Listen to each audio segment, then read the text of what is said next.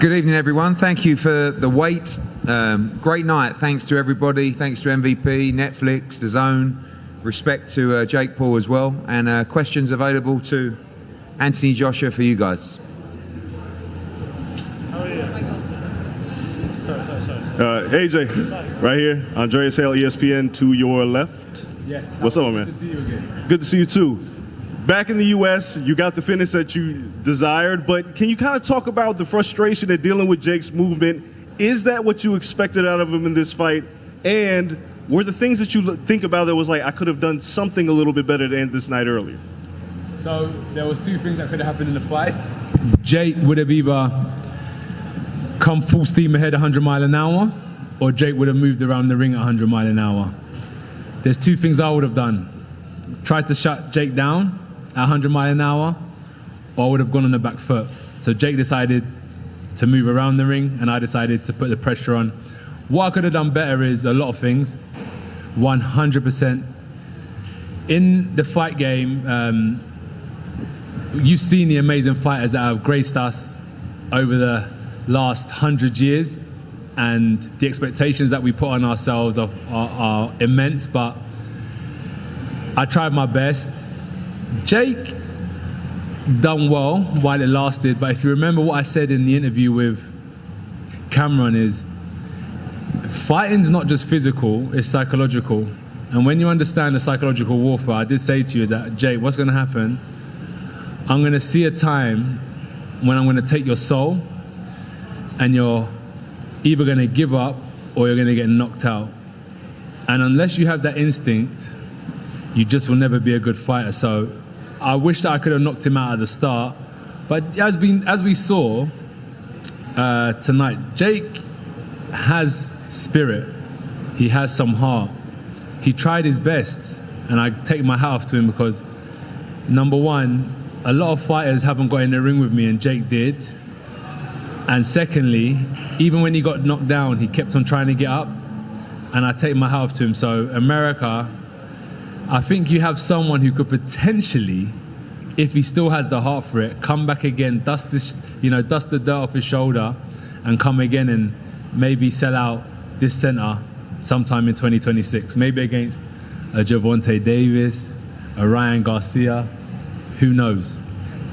Eddie, I want to follow with you because when this fight was first announced, you had said something to the effect of this would end Jake Paul's career. After what you saw tonight, do you think that Jake should continue to box, or what do you think the future holds for him? Yeah, no, I really take my hat off to. I mean, we have to see if it is a broken jaw. Those injuries are very difficult to come back from. But as AJ said, like that last shot would have knocked out a lot of heavyweights. And I know he went down heavy, but you know he was conscious on the floor. And I thought his game plan, although obviously very negative early on, which it had to be, was smart at times. And there were times where he held his feet and let his hands go. You know, it was a very one-sided fight. It was always going to be a one-sided fight. But you can't give him anything but credit and respect. There's a lot of negative people out there. There's a lot of people who want to criticise people. They're not doing what Jake Paul's done. He just went in with Anthony Joshua and gave it his best shot. Took a lot of punishment and ended the fight eventually on his feet after the stoppage. So, you know, I think he'll have to see physically how that jaw, I don't know the severity of it. It's a very difficult injury to come back from. But he showed he's got ability, and that's what we said. You know, he's dedicated to the game. He has got ability. He done well. Last one, AJ. Before this fight, we talked, and you said, I'm not thinking about 2026 until after this fight. Now, what is the plan? Because there was talk about Turki Al-Sheikh saying that you would take an interim fight before you would fight Tyson Fury. Can you guys kind of illuminate what the plan is entering next year?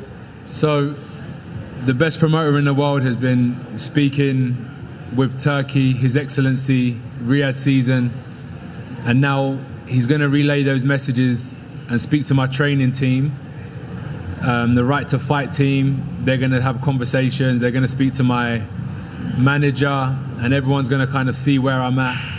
My training team know my body really well. They know what I've been through over the X amount of weeks I've been with them. So it's up to them to make a decision. They're going to speak with Eddie, and then hopefully in a week or so, I'll have some news. I'm a strong guy. I want to push on, but the coaches it's really up to them. They're the ones that guide me. Fighters will always fight. Coaches are there to guide us. AJ's Kevin Garcia, aka the Puerto Rican Kid KG, and I just wanted to get your assessment. You know, you've now been in the ring with Jake Paul and Francis Ngannou. What do you think about them comparatively when you assess what they were like up against you? Both good. Both have heart. It takes a lot. That ring walk. Obviously, 1,000 fighters have done it before me, but it's a. Imagine sleeping the night before a big fight, and then you wake up in the morning and you're waiting for that moment when it's time to leave. You get to the change room, you make that walk. I take my hat off to Francis Ngannou because he's ultimately an MMA fighter, and he crossed over into boxing twice. He beat up Tyson Fury, and then had a short fight with me, but he walked in that ring twice. Credit to him. Then Jake Paul, who has been boxing now for 5 or so years at an elite level, the amount of pressure that's been put on his shoulders, and he's lived up to that pressure. I'm not going to say that they're world class, because in our modern day era, there's maybe 4, 5, 6, 7 Anthony Joshuas that can punch, that can avoid punches, that know what they're doing in the ring. So Jake will struggle at top level, but he has a place in boxing if he wants to stay, in my opinion. So credit to him and his team for getting him this far. Thank you. And just one other question for you, Anthony. Can you talk a little bit about, was it frustration or what was going through your mind when, some of the clinching was happening? You had hit him a few times on the, you let him go a few times, but then there was a time on the break where you gave him a few good body shots. What was happening in the ring? So 2 things were happening in my mind in the clinches. In the clinch, he done really well. When you're in survival mode, you will always find a way.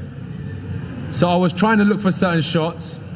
I actually wanted to let my hands go in the clinch, but he done well to tie my hands up. And as you could see, when they were free, I tried to land a few body shots.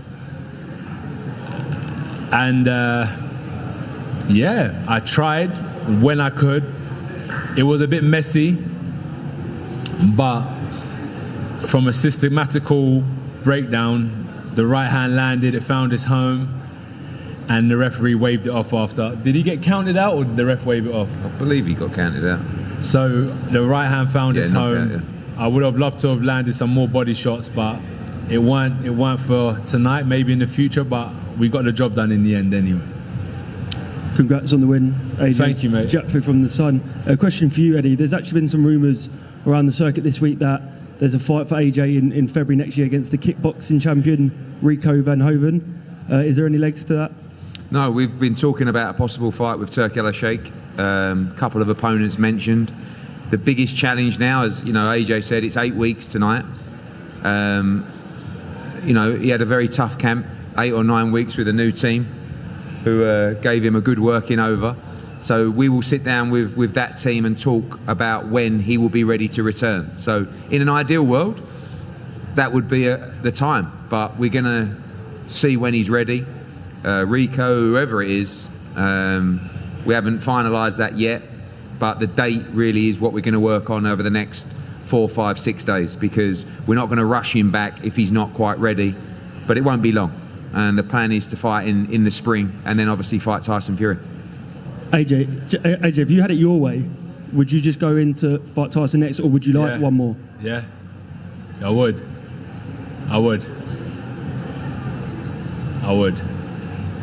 We can do that, by the way, straight away. No interim fights. If Tyson's ready and AJ's ready, we don't have to fight in February or March. I think he's saying he needs to fight. I'll give the Dosser 8 weeks. Give him 24 hours to sign a contract. Let's see if he's a man. AJ, right here. Greedy belly.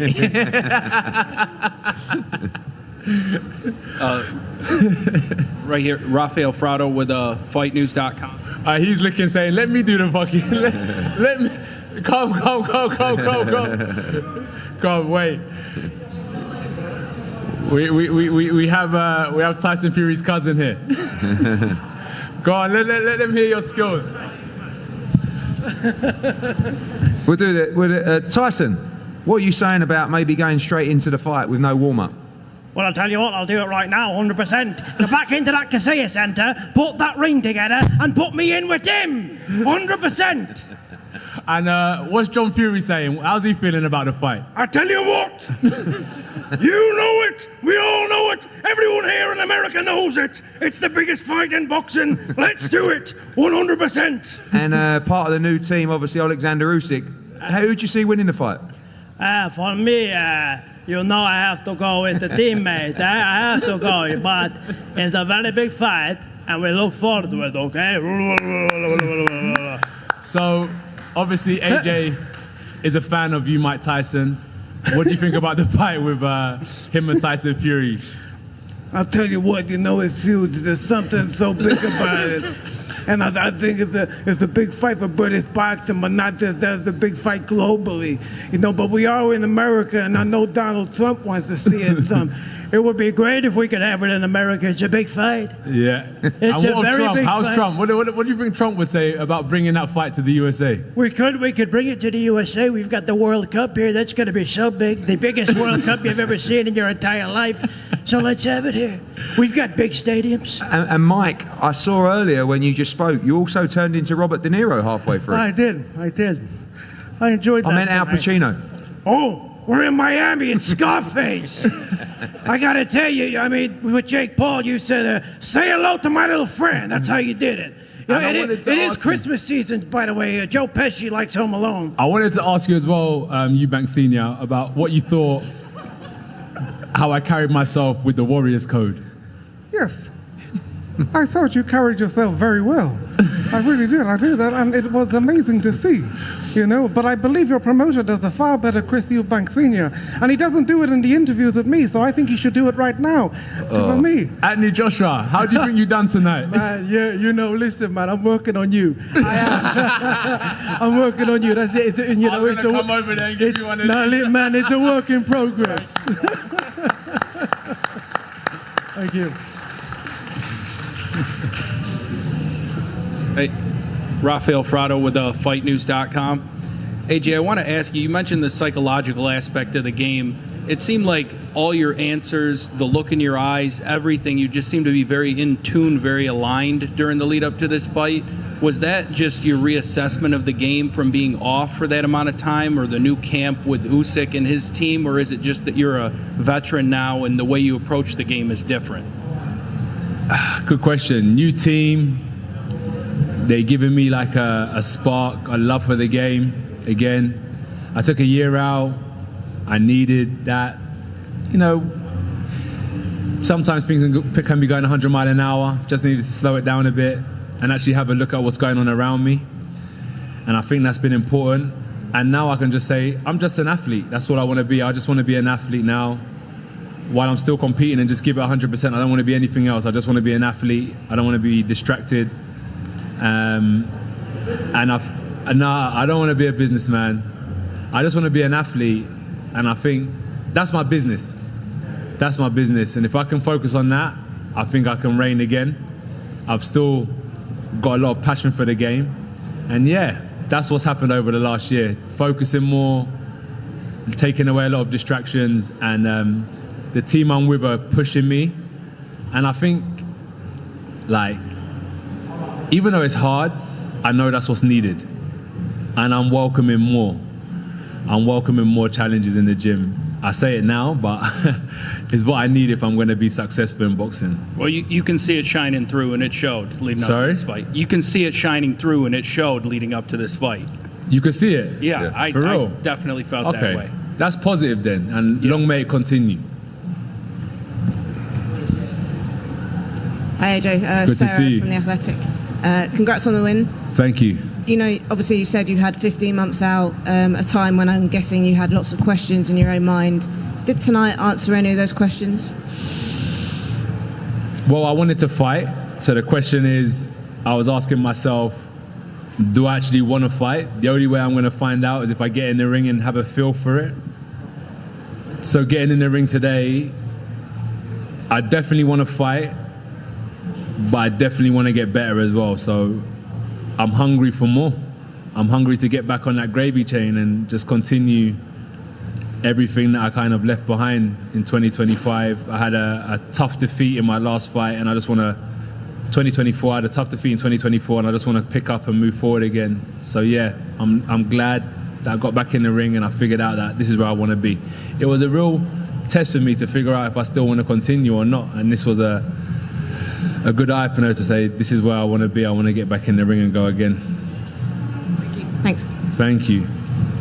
Anthony, I'm Travis with Weighing In with Travis Hartman. I don't know if you remember me, but at the very you kickoff... You said to Jake about his record. I did. He fought better fighters than this person and that, right? Yep. And he fought you in his 14th. But do you remember what I asked you? So you asked me, I can't remember. So I'd fought Terrence Crawford in the pros and went the distance with Terrence Crawford. You fought who? Terrence Crawford in the pros. Yeah. And went the distance with him. Lost the decision on points. But I asked you if you went the distance with Jake Paul, would that be a loss? Okay. And you said, yes, I had to knock him out. Yeah. So tonight, did it go how you thought it would go? And is it a success for you? I know you won. We all seen that, right? Is it a success for you tonight? I have a follow-up. No. I needed to do better. Yeah. No, it's a win, but it's not a success. I think my coach expects more from me, and I expect more from myself. But what can we do? We can't reverse the clocks. I have to move forward. I have to put that in the past now. After today, you may see a bit of social media trying to lap up all of the algorithm attention. But for me, it's in the past. I can't live off of that win. I've got a lot of improvement that I need to do. So yeah, I'm not happy. So I saw you when you were walking out. I got to see you. You're right below me. You were standing there for a little bit, and I was just wondering, did this fight feel like a real fight, like a fight when you go into a heavyweight championship of the world? Did it feel like that? Because to me, it just looked a little different. Because was it hard for you to really get up? Yeah. That, knowing that that's not there was a lot Dillian riding White, on it. Joseph Parker. There was a lot riding on this fight. Yeah. There was a lot riding on this fight. A lot of pressure. A lot of expectations. So I had to perform. A lot of people doubt me. I saw Maurizio Suleiman put a picture up of Jake. He don't put a picture up of me. A lot of people don't respect me, so there's a lot of pressure. And I had boxing on my back today. And that was what it was, really.